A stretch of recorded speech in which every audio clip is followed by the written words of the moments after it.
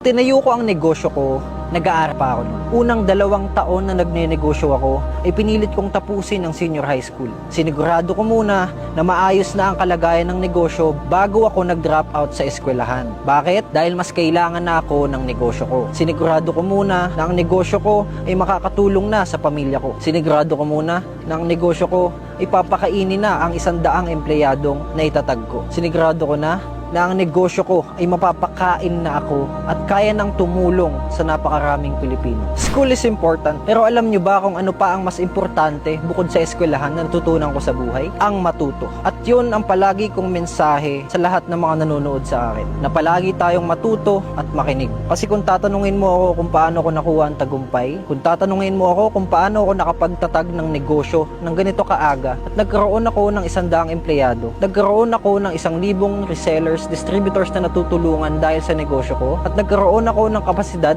para tulungan ang pamilya ko, ito lang ang isasagot ko. Ito ay dahil natuto akong makinig, natuto akong mag-aral, at nung natuto na akong mag-aral, natuto na din akong maging matalino. At nung natuto akong maging matalino sa buhay, sinamahan ko na ito ng sariling diskarte para makaabante sa buhay. At ginawa ko ang lahat ng yan dahil ang pamilya ko ay nangangailangan at kailangan ko silang tulungan. At yan ang tinatanggal at binubura sa may ikling videos na napapanood nyo.